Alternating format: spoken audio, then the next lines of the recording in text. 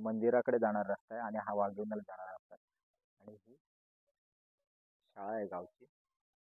So एकंदर या गावची रचना पाहिली तर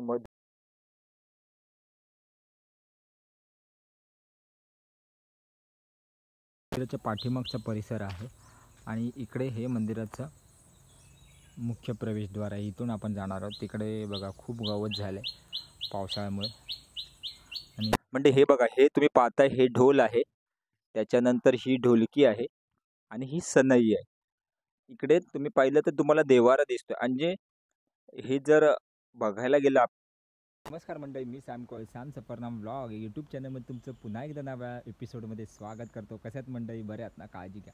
तर मंडळी, मी आहे सध्या कोकण नगरीमध्ये माझ्या गावी येळणे गावात आलेलो आहे आणि आज आपल्या ब्लॉगच्या माध्यमातून आपण गावाचा फेरफटका मारणार आहोत. गावाचा परिसर, त्याच्याबरोबर मंदिरातील परिसर हे आपण पाहणार आहोत. सो मंडळी, हा ब्लॉग शेवटपर्यंत पहा. लाईक, शेअर, सबस्क्राईब करा, इंस्टाग्रामला फॉलो करा आणि आपल्या कोकणातील, आपल्या येळणे गावातील संपूर्ण ब्लॉग शेवटपर्यंत पहा.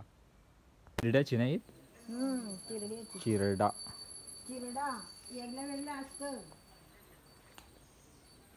वेगवेगळ्या प्रकारची फुलझाडे आहेत चिरड्याची.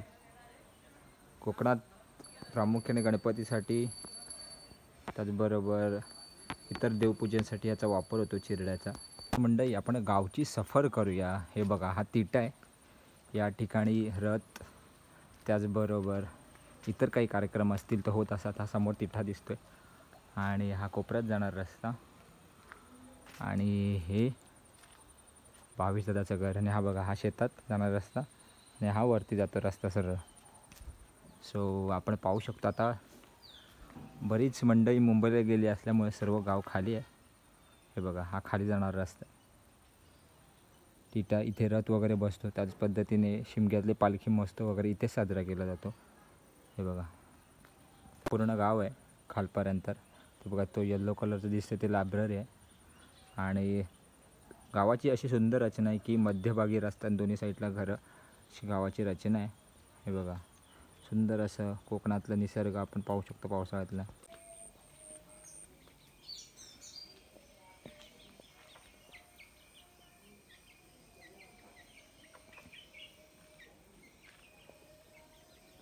पाटलांच्या मागच्या बाजूस हे बघा, ही नाचणी लावलेली आहे. आपण पाहू शकतो कशा पद्धतीने नाचणीचं पीक घेतलं जातं. हे बघा, थोडंसं तुम्हाला झूम करून दाखवते. बघा, नाचणी लावली आहे. हे संपूर्ण नाचणीचं पीक आहे घेतलेलं. पण प्रॉब्लेम असा झाला आहे की आता गावाकडे खूप माकडांची आणि वांदरांची संख्या वाढली आहे. त्यामुळे ही जी नाचणी केली आहे, या नाचणीला खूप मोठ्या प्रमाणात धोका होऊ शकतो वांदरांपासून आणि माकडांपासून. त्याच्यामुळे आता ही नाचणी झाल्यानंतर इथे एक राखण करण्यासाठी एक व्यक्ती ठेवावं लागेल, जेणेकरून नुकसान काही होणार नाही. हा बघा, तो महाशेत आहे. त्या महाशेतामध्ये पण भरपूर गवत झालं आहे आणि इकडे ही नाचणी लावलेली आहे आणि इकडे हा पूर्ण ओसाड आहे, त्याच्यामुळे सगळं जंगल झालं इकडे. कोकणात ही नाचणी पारंपरिक पद्धतीने केली जाते शेतीवरती आणि बरीच मेहनत करून ही नाचणीचं पीक येतं. पण आता या वांदरांपासून संरक्षण करणे ही मोठी महत्त्वाचं टास्क झालं आहे.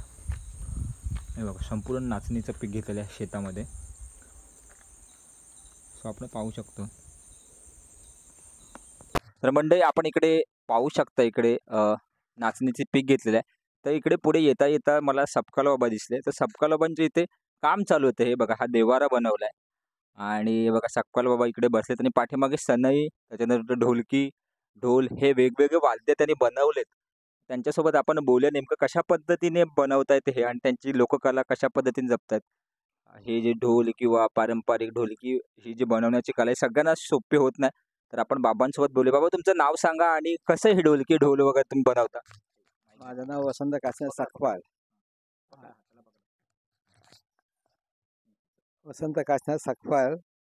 मी इळण्या गावचा रहिवासी आहे आणि ते माझे वडिलांपासून माझी कला हे शिकलेलं आहे मी. तर ढोल लाकडं घेऊन त्याला वरून आकार काढून हातपणे उकरायचे, सजवायचे, गाड्या लावून सजवायचे, वाजवायचं पण काम करायचं पहिला, पण आता नाही करीत. पण अजून माझ्या हातची कला चालू आहे. सनई कशी बनवतात? सनई सुद्धा असं लाकडाचा गोल करून त्याला आतनं नाटा पाडायचा, त्याला होल लावायचे. होल लावून त्याला पान लावून सनई वाजवायला तयारी करून देते. असं मी बरेच विकले आहे. सनईसाठी कुठला लाकूड वापरता? खैराचा. खैराचं वापरता. आणि याच्यात बरीच मेहनत आहे ना हे बनवण्यात. हो. मग तुम्ही कशा साचा ढोलाचा अ, साचा सा बनवता सा का नाही काय? साचा नाही, हातीनं सगळा. हाताने बनवता. हो. आणि पाना वगैरे सगळं मग ते तुम्हीच असं- बनवता. हो, सगळा सगळा ढोल पुरा माझ्या हातचा आहे. म्हणजे एक काय ढोल बनवायला साधारण किती किंमत लागते ती? त्याचे लाकडापासून जर म्हटलं तर तो बराच खर्च येतो. त्याची आता याची 13,000 रुपये काय किंमत आहे. आणि सनईची 3,000 रुपये. आणि ढोलकीची 7,000 रुपये. देवाऱ्याची 7,000 रुपये. म्हणजे कुठे शिकलात तुम्ही हे सगळं? माझे वडील काम करायचे पहिले. अच्छा, वडिलांपासून शिकलात. हो. आता मग गणादाला पण शिकवले हे? गणित साधारण करतो काय थोडा थोडा. पण अजून एवढा काय फुल काम करीत नाही. आणि ढोलकी आणि ढोल हे आपले पारंपरिक वाद्य जर हो. बनवण्याचे जर कॉन्टॅक्ट केला तुम्ही बनवून देता ना ते? हो.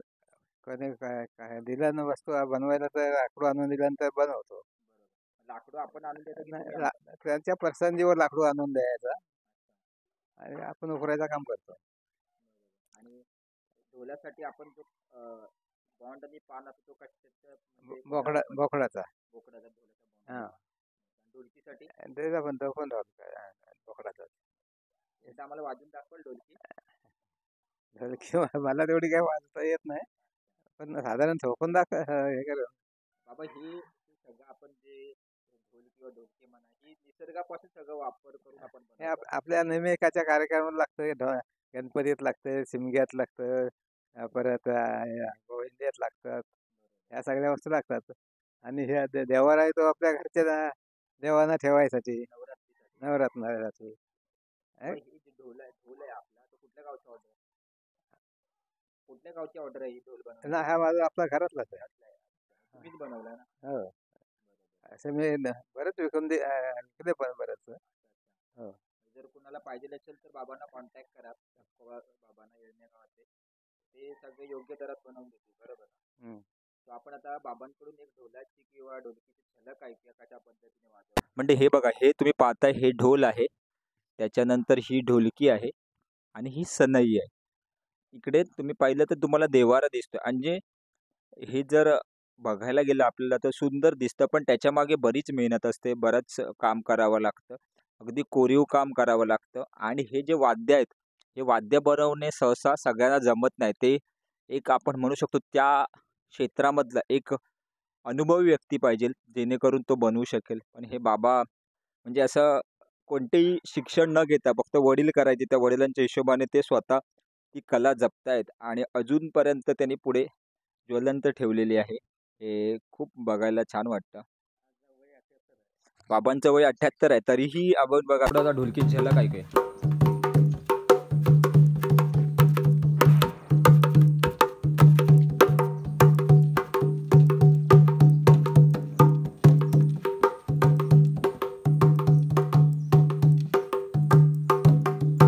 बस ढोल ढोलकी 2 आहेत. ही टिमकी आहे, ही सनई आहे. हे सगळे वाद्य बाबांनी बनवलेले आहे घरातलं. बघा हेही वाद्य त्यांनी बनवलं आहे. हे सगळं या बाबांनी बनवलं आहे. यांची सगळी मेहनत आहे. ही बघा मुख्य गाव आहे. हे इथून एंट्री आहे आणि इकडे दोन्ही बाजूला घरं, वनगुळ्यांचं घर आहे, तुषारचं घर आहे आणि मुख्य गावाची रचना आहे.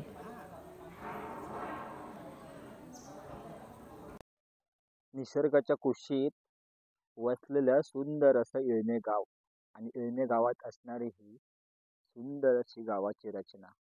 आपण इकडे पाहिलं तर इकडे मुख्य प्रवेशद्वार आहे. इथून बाहेरून येणारा रस्ता आहे. हा रस्ता जातो सरळ गावाकडे. आपण आता होळीवरती उभे आहोत आणि इथून हा सरळ रस्ता गावाकडे जातो आतमध्ये इथून आणि इकडे हा मंदिराकडे जाणारा रस्ता आहे आणि हा वाघिणीला जाणारा रस्ता आहे आणि ही शाळा आहे गावची. सो एकंदर या गावची रचना पाहिली तर मधून जाणारा रस्ता आणि दोन्ही बाजूचे घरं ही गावाची मुख्य रचना आहे. त्याचबरोबर सुंदर असं निसर्गाच्या कुशीत वसलेले हे येळणे गाव पाहता क्षणी कोणीही प्रेमात पडेल असं काहीसं गाव आहे. मुंबईच्या पळापळीच्या जीवनामध्ये प्रत्येक जण बिझी असतो, पण थोडा वेळ काढून इथे येतो आणि निवांत आनंदाचे क्षण इथे प्रत्येक जण घालवतो. आणि आपली कोकणात आपल्या गावात जी मुळात नाळ जोडलेली असते ना, ती कायमस्वरूपी राहते. तुम्हाला थोडंसं झूम करून दाखवतो की गावाची रचना कशा पद्धतीने आहे ते.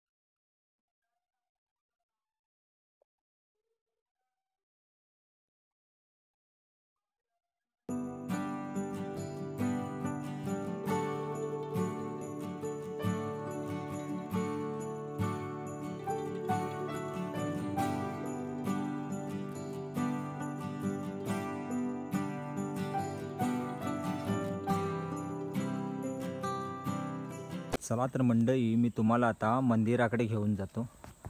हा सुंदर असा मंदिराचा परिसर. इथे आल्यानंतर मनाला शांती भेटते, मन प्रसन्न होतं. त्याच्यामुळे प्रत्येक मुंबईकर आल्यानंतर प्रथम आपल्या मंदिराकडे जातो, देवाचं दर्शन घेतो आणि त्याच्यानंतर पूर्ण गाव घ्यायला सुरुवात होते. कारण की इथला परिसर शांततामय आहे, त्याचबरोबर एक ऊर्जा देणारं वातावरण इथे आहे. त्याच्यामुळे प्रत्येकजण इथे प्रामुख्याने येतोच. चला तर मी तुम्हाला आता मंदिराच्या परिसराचा संपूर्ण भाग दाखवतो. थोडंसं घनदाट जंगल झालं आहे, पण हरकत नाही, काहीतरी आपल्याला वेगळं ब्लॉगमध्ये पाहायला मिळेल. हे बघा, हे समोर पाहताय ते शिव शंभो शंकराचं मंदिर आहे. आणि इथे आहे ते चव्हाटकरी आणि पेटकरी या 2 ग्रामदेवतेंचं मंदिर आहे. हे बघा, इकडे जर तुम्ही पाहिलं तर संपूर्ण आपल्याला घनदाट जंगल झालेलं पाहायला मिळतं. त्याच्यामुळे इथे पावसाळ्यात संपूर्ण अगदी हिरवीगार वनराई झालेली आपल्याला प्रामुख्याने पाहायला मिळते. बघा, हे पेटकरीन देव आहे.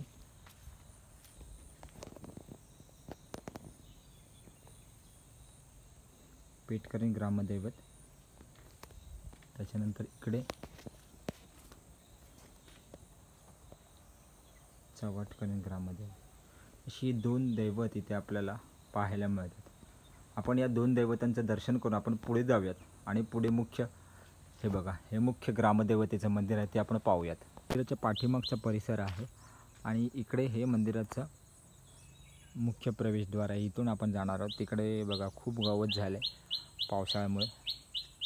आणि इकडे पुढे आल्यानंतर आपल्याला अशी शेड पाहायला मिळते, नवीन बनवलेली. त्याचबरोबर हा रथ आहे.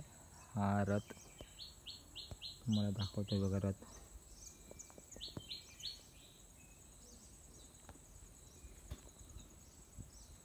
तर आपण आतमध्ये प्रवेश करूयात.